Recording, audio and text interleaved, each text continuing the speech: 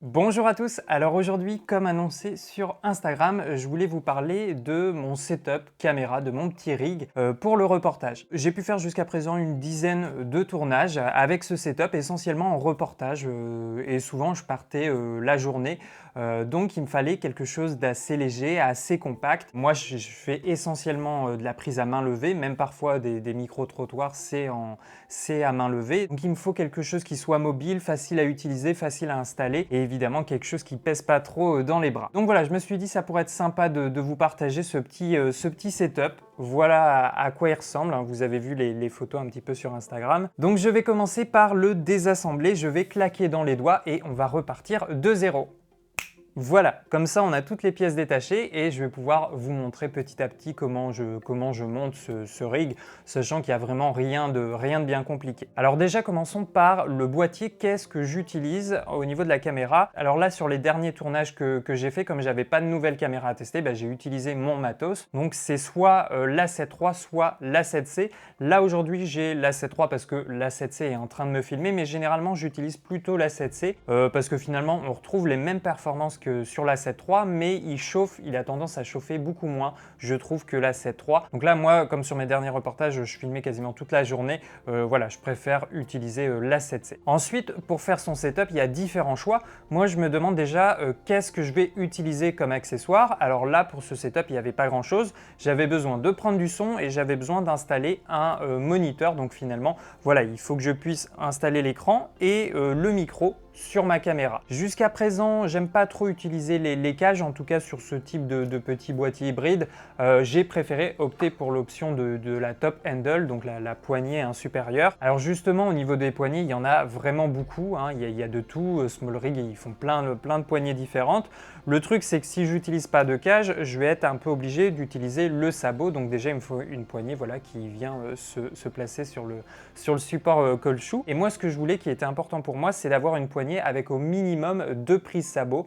Donc là, c'est le cas, on en a même 3, donc une de chaque côté et puis une sur le dessus. Donc comme ça, je peux sans problème installer mon moniteur qui a une prise sabot et puis pareil pour le micro. Donc là, j'ai plus le nom de la poignée, mais je vous ai mis le lien dans la description. C'est vraiment de la poignée entrée de gamme, hein. Il n'y a rien de bien incroyable. Tu vois qu'on a plein de petits pas de vis, 1/4 et 3/8. Donc je pense pas du tout que c'est la meilleure poignée, mais en tout cas, c'est une des rares avec plusieurs supports caoutchouc que j'ai trouvé. Ensuite, pour l'installation, le sens est assez important. Idéalement, moi je préfère la mettre comme ça, évidemment, donc la poignée qui est vers nous, donc on la glisse dans le support de la prise flash et puis on vient visser, c'est assez simple.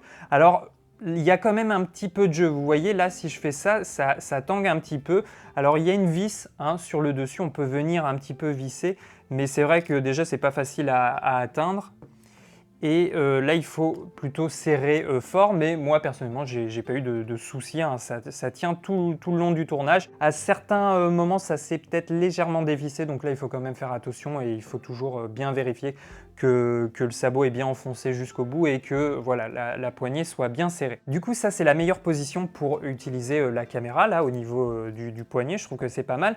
Mais le problème que j'ai avec cette installation, c'est quand je mets mon micro, en fait, comme ceci, là, moi je le mets sur le côté. Et quand je le mets comme ça, en fait, si je l'équipe de la bonnette à poil anti-vent, eh bien, on la voit, en fait, elle rentre dans le champ. Là, elle est beaucoup trop devant et puis elle n'est pas assez surélevée. Donc en fait, quand je suis en large focale, déjà là, je pense au 28 mm, on va la voir. Donc ça, évidemment, c'est un problème. Donc moi, ce que j'ai fait, tout simplement, c'est que j'ai mis la poignée dans l'autre sens et je la mets, voilà, dans ce sens-là. Alors ça fonctionne toujours, on peut tenir la poignée. Je trouve que c'est un petit peu moins confortable pour le poignet à tenir, mais moi du coup je m'en suis sorti comme ça parce que la prise sabot est plus éloignée de l'objectif et donc voilà, le micro ne dépasse pas et ne va pas rentrer dans le champ, qui est quand même une chose importante. Alors autre petit point ergonomique, je trouve que en fait il n'y a pas assez de distance entre le bas de la poignée et le dessus, ce qui fait que là on a du mal à passer toute la main en fait pour avoir une bonne prise. Souvent moi j'ai juste les doigts comme ça et j'ai un petit peu le poignet de côté, en fait je la tiens un petit peu sur le côté. Donc voilà, pour être franc avec vous, je pense pas que ça soit la meilleure poignée, mais en tout cas voilà, moi Pour le prix, hein, ça coûte 3 fois rien, je sais plus, ça devait être une vingtaine d'euros. Ça fonctionne bien avec ce setup et puis au moins on a quelque chose d'assez compact. Du coup ensuite comment ça se passe? Eh bien j'ai mon micro sur le côté. Donc au niveau du micro, là j'utilise le Sennheiser MKE 600. Donc c'est vraiment un sacré micro, ça c'est une très belle référence. Bon déjà, hein, la plupart des micros de Sennheiser c'est une valeur sûre, mais celui-là il y a une très bonne critique. Ça faisait longtemps que je voulais un micro canon et du coup je suis parti là-dessus. Alors à la base, ça c'est un micro qu'on va plutôt utiliser sur une perche, hein. L'idée c'est de venir se rapprocher au plus proche de la voix de notre sujet, mais en tant que micro caméra, eh bien je trouve que ça fonctionne très très bien. Également, ce qui est bien avec le MKE 600, c'est qu'il fonctionne soit avec l'alimentation fantôme, soit sur batterie. Alors évidemment, là avec ces petits boîtiers, l'alimentation fantôme c'est pas possible, mais du coup je mets une batterie dedans, j'ai juste un petit switch à allumer et je viens le brancher avec l'adaptateur en micro jack. Et ça fonctionne parfaitement bien. Et puis je trouve qu'il a un très bon signal, il bruite assez peu. Et puis là l'intérêt après c'est que je peux venir voilà, mettre la petite bonnette anti-vent très simplement. Elle vient se glisser comme ça. Donc ça c'est un accessoire à acheter séparément, mais évidemment en extérieur il faut éviter la bonnette en mousse quand il y a du vent. Et comme moi la plupart du temps j'ai filmé mes reportages en extérieur et qu'en ce moment il y a de bonnes rafales de vent. Donc voilà, ça c'est un accessoire indispensable. Et puis franchement comme je vous le dis, l'enregistrement sonore est vraiment de bonne qualité. Même en étant à 2-3 mètres, ça m'est arrivé de faire un micro-trottoir quand j'ai deux personnes qui parlent devant la caméra. J'ai pas envie de sortir mes micro-cravates, des enregistreurs externes, donc avec ça fonctionne plutôt bien. Mais encore une fois, le seul petit reproche que j'aurais à faire sur cette config, c'est que le micro avec la bonnette anti-vent, je trouve qu'elle est trop proche de la caméra, trop proche de l'objectif. Là, elle est vraiment collée, en fait, je sais pas si vous le voyez, mais elle est vraiment collée à la poignée. Donc en fait, la plupart du temps, quand je prends la poignée, j'arrache un peu des poils du Wolfie, comme on appelle ça. Et donc voilà, côté ergonomique, ça pourrait être mieux, mais en tout cas, voilà, moi, c'est ce que j'avais sous la main. Et puis évidemment, vous essayez d'abord de faire avec les accessoires que vous possédez. Et puis ensuite, dernier élément du setup, et qui est très important pour moi, c'est le moniteur. Donc là, c'est le Ninja 5, et voilà, je viens le fixer tout simplement sur la prise sabot supérieure. Et donc là, au niveau du support, qu'est-ce que j'utilise? C'est une pièce de chez SmallRig, hein, je pense que vous la reconnaissez. On a une prise sabot d'un côté, et puis là, c'est du 1/4 ou 3/8, je sais plus, de l'autre. Franchement, j'ai mis du temps à l'acheter. Au début, j'avais un truc très, très standard où j'étais obligé de visser le moniteur sur la vis. Mais là, prenez-le. C'est peut-être, je sais pas, c'est 30-40 euros. Mais ça, franchement, c'est ultra utile. Surtout, ça sert ultra bien. En fait, tu n'as pas besoin de sortir la petite clé Allen pour venir verrouiller. Là, tout se verrouille à partir du support et ça tient franchement une journée de tournage sans aucun souci. Ça, c'est toujours attaché à mon moniteur. Donc ça, c'est vraiment une pièce que je vous recommande. D'autant plus qu'en fait, il y a une résistance. Donc tu vois, tu n'as pas besoin de verrouiller à chaque fois l'angle que tu choisis. Là, il va le tenir et c'est voilà, vraiment très simple à utiliser. Tu ajustes la position et ça tient merveilleusement bien. Et puis ensuite, le petit câble qui vient se mettre, voilà, donc là on a du Full HDMI, du micro HDMI de l'autre. Et je viens me relier à la 7.3. Donc au niveau de l'écran, là le Ninja 5 de chez Atomos, c'est un des meilleurs écrans tout bonnement je pense du marché. Mais là du coup si j'avais le choix, je ne serais pas forcément parti sur cette gamme parce que j'utilise pas l'enregistrement via HDMI, j'enregistre tout en interne. Donc là à la limite, je conseillerais peut-être plutôt d'utiliser le dernier Shinobi, je ne sais plus le nom exact, mais il est moins cher, il n'y a pas de fonction d'enregistrement, mais voilà, ça fonctionne de la même manière. Et évidemment, le moniteur, c'est ultra important pour moi, là c'est essentiel, je pars pas en reportage si j'ai pas mon moniteur. Alors je vous referai certainement une vidéo dédiée à ce moniteur et à mon utilisation en reportage. Mais voilà, pourquoi je dis que c'est important pour moi et essentiel et indispensable en reportage? Eh bien tout bonnement pour deux points. Le premier, eh bien pour la mise au point manuelle. Déjà il faut savoir, sur mes reportages, en tout cas jusqu'à présent, je n'utilise pas du tout l'autofocus. En plus j'avais vraiment l'habitude de l'autofocus, mais là moi je n'utilise que la mise au point manuelle et ça fonctionne très très bien. Et du coup avec la mise au point manuelle, évidemment, j'utilise le focus picking pour y voir quelque chose. Moi, j'aime pas trop le focus picking sur le petit écran de nos appareils hybrides, mais par contre, le focus picking avec le Ninja 5, là, c'est un vrai bonheur. Très clairement, on voit le point et on est à peu près sûr d'avoir une bonne mise au point. Donc, pour la mise au point manuelle, le moniteur, pour moi, il est essentiel. Autre élément important, je vous ai pas parlé de l'objectif que j'utilise. Là, en fait, pour mes derniers reportages, j'utilise le 28-75 f2.8. de chez Tamron, hein, la version pour les appareils hybrides. Je vous ai déjà fait un test complet de cet objectif, je vous le conseille régulièrement, c'est un très bon objectif, mais il y a un défaut dont je n'avais peut-être pas suffisamment parlé dans ma review, c'est la mise au point manuelle. En fait, là, on a une mise au point qu'on appelle Focus by Wire, donc c'est une mise au point qui est électronique, et ça, pour la mise au point manuelle, évidemment, les vidéastes, ils détestent ça, parce qu'on n'a pas une course constante de la mise au point. En fait, en fonction de la vitesse à laquelle tu vas tourner la bec de mise au point, eh bien, le point va évoluer plus ou moins vite. Donc ça, à mon avis, c'est vraiment le défaut, le reproche que je fais à cet objectif. Évidemment, si vous utilisez l'autofocus, il n'y a pas de souci. Même la mise au point manuelle, ça va fonctionner, hein. Moi, malgré tout, j'ai fait 10 tournages avec cet objectif et voilà, je suis content des prises que j'ai faites et de ce que j'ai vu, le point, il est bien là, il est bien présent à l'endroit où j'ai souhaité le faire. Mais quand même, ça complique les choses. Évidemment, quand on a des suivis de sujets à faire en mise au point manuelle, là, ça devient très compliqué. Et là, du coup, je vous conseille vraiment de faire attention au type de mise au point que vous avez sur votre objectif. Donc, pour revenir au moniteur, voilà, la mise au point manuelle, pour moi, c'est très important d'avoir un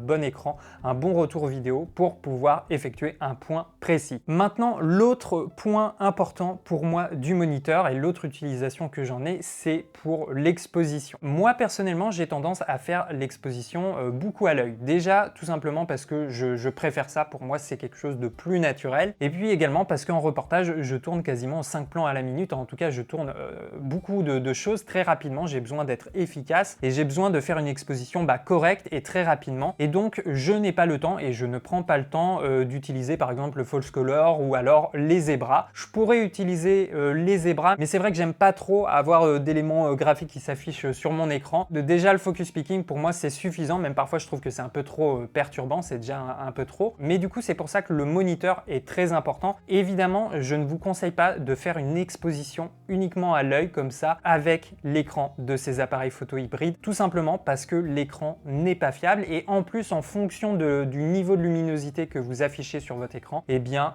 ça peut fausser complètement votre exposition. La plupart du temps, si je suis le petit écran là du Sony A7 III et que je veux exposer correctement un ciel, eh bien je vais être en fait beaucoup trop sombre alors qu'en fait j'avais de la marge. Et c'est là où ces moniteurs sont vraiment très intéressant parce qu'avec eux, on a une bonne évaluation de l'exposition et je vous invite à faire le test. Vous branchez votre moniteur, vous exposez un ciel, vous allez voir que quand le ciel est bien exposé sur l'écran, il va être surexposé sur le petit écran de votre appareil photo hybride. Donc voilà pourquoi moi, cet écran, il est très important pour moi. Alors moi, généralement, ce que je fais, alors là, c'est l'écran de la 7 III, mais avec l'écran de la 7C, je le mets sur le côté et en fait, comme ça, j'affiche l'histogramme sur le petit écran du Sony A7C et j'ai moi, mon exposition qui est bien faite là sur mon moniteur et je check quand même l'histogramme de la 7C pour vérifier de manière un petit peu plus scientifique, mathématique, mon exposition. Donc voilà pour les différents composants de ce setup. Je trouve que c'est un petit rig assez sympa et là, je ne l'ai pas pesé mais je vais vous afficher le poids de l'ensemble, en tout cas avec la 7 III et le 2875 de chez Tamron et franchement, c'est pas très lourd. Mais ce qui est intéressant, évidemment, parce que moi je l'ai conçu pour faire de la prise de vue à main levée, c'est que ça rajoute du poids. Alors l'autre intérêt aussi, c'est que ces boîtiers sont stabilisés, hein, la stabilisation mécanique du capteur,